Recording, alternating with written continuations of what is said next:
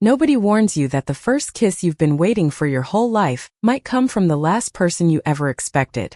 Nobody tells you that it could both break you and save you at the same time. I learned this the hard way in a night when the streetlights hummed, and the small town of Fairview, Michigan, felt like it was holding its breath. Her name was Emily Carter, the kind of girl who walked into a room and made you feel like you'd been seen for the first time. She wasn't loud, she wasn't chasing attention, she just had that rare gravity, a quiet pull you couldn't resist. And me? I was the one who had spent years convincing myself that love wasn't meant for girls like me. The kiss happened when I was 18. We were outside her porch, laughter still stuck in our throats after a clumsy movie night. She leaned closer, her eyes daring and soft at the same time. Then just like that, her lips brushed against mine. A collision of fear and heat, innocence and rebellion. I swear the earth tilted. My heart screamed, but I didn't move away. I couldn't. And yet, the next morning everything collapsed. She acted as if nothing had happened, her smile stretched too wide, her voice a little too steady. I knew she was terrified. Terrified of what her parents would think, what her church would say, what the whispers in Fairview would do to her. So she shut me out. For years. I told myself to forget her. To erase that night from my veins. I left for college in New York, tried dating boys I never cared for, pretended to live a life that didn't ache. But no matter how far I went, Emily's shadow followed. She was stitched into my memories like a song I couldn't stop humming.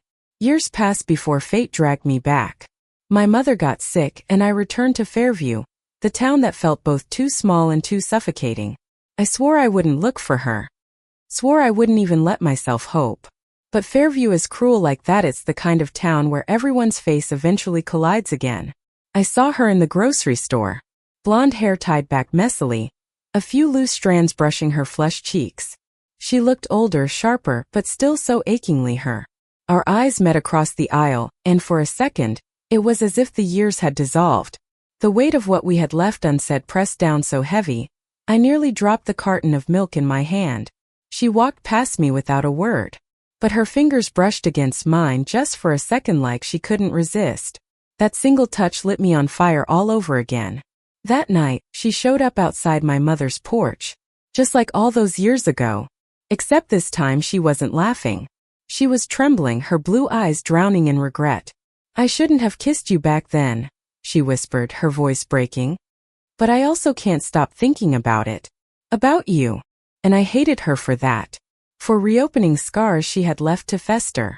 For making me remember every sleepless night I'd buried her name in. But more than that, I hated myself for still wanting her so badly it hurt. You broke me, I told her, my voice shaking. Do you even know what it's like to be someone's secret? Her tears came fast, raw and unguarded. I know, she said. Because I've been my own secret too. We stood there in silence, the summer night wrapping around us, cicadas buzzing like background noise to our unraveling. I should have told her to leave. I should have slammed the door. But instead I stepped closer. Close enough to see every crack in her mask. Close enough to feel her warmth seep into my skin again. And when her hand found mine, trembling but insistent, I didn't pull away. I should have known better than to let her touch me again. But love isn't rational and neither is longing. That night on my mother's porch, Emily's hand in mine felt like both a wound reopening and a promise I couldn't refuse. We sat there for hours, not kissing, not even leaning in, just staring at each other as if words might finally stitch the years we lost. She confessed she had tried to bury it too, that she had dated men her parents approved of, even gotten engaged once. But every time she kissed them she thought of me. Every time she smiled for someone else, her heart felt hollow. You were the only real thing I ever had, she whispered. The bitter part of me wanted to scream. Wanted to tell her that love isn't something you walk away from just because it's inconvenient. But the truth is, hearing those words broke me down instead of building walls. Because I had spent years believing I was nothing more than a mistake to her, when really I was her anchor too. Still, love wasn't going to be simple in Fairview. The town hadn't changed. The same church bells rang on Sundays, the same gossip spilled at the diner counter. Two women holding hands would still earn stares that cut like knives. And yet, Emily didn't flinch this time. She started showing up at my house, bringing groceries for my mother, fixing the squeaky door on the porch, sitting with me at the hospital when the night stretched too long. She was careful but not hidden. It was her way of saying she wasn't afraid anymore, even if her hands still trembled when she brushed against mine. Then came the night we finally shattered what was left of our restraint. It was raining, the kind of storm that feels like the whole world is collapsing. I found her standing outside in the downpour, drenched and shivering, eyes blazing like she'd finally chosen her fate. "I can't pretend anymore," she said, her voice cracking. "If the whole town sees us, let them. If my parents disown me, so be it. I'd rather lose everything than lose you again." And I broke. I grabbed her, pulled her in, and kissed her like it was both the first time and the last time I'd ever breathe. The storm roared around us, but in that moment we were the eye of it. Two women who had spent too long denying gravity, finally letting ourselves fall. But love isn't just kisses in the rain. Love is what happens after the morning after, when people start talking. The whispers spread fast. At the grocery store, at the church, in the hollow eyes of people we'd known our whole lives. Her father wouldn't look at her.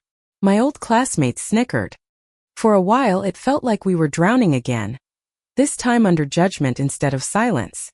I told her I could handle it, but I could see the weight crushing her. And then came the night she didn't show up, didn't answer her phone. Panic clawed at me until I found her at the edge of Miller's Lake, the place where we used to sit as kids. She was staring at the water, her face pale and broken. "I don't know if I'm strong enough," she whispered. "I want you. God, I want you. But I don't know how to survive this." I wrapped my arms around her from behind, holding her as tight as I could. "Then let me be strong for both of us. We'll figure it out. Together." And slowly she began to believe it. We didn't change Fairview. Not overnight. The stares didn't disappear. The whispers didn't fade. But what did change was us. We stopped flinching. We held hands in the diner. We kissed in the park. We built something that was louder than the judgment, stronger than the fear. When my mother passed, Emily was the one holding me, steadying me through the storm. And months later, when Emily finally told her parents that she loved me and wasn't ashamed anymore, I was the one holding her hand. They didn't accept Usnet at first, but for the first time, she didn't crumble under their disapproval. She stood taller, and I saw the woman she was always meant to be. Years later, when I think about our story, I don't just remember the kiss on her porch when we were 18.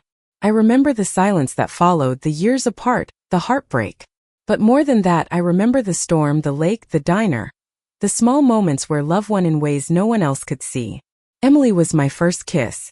The one I thought had ruined me. But she was also the love of my life. And no matter how hard the world tried to keep us apart, neither of our hearts ever learned how to let go. Because some loves aren't meant to fade. Some loves survive storms, survive silence, survive time itself. And ours did. Thank you for listening. Like and subscribe to get notifications about next videos.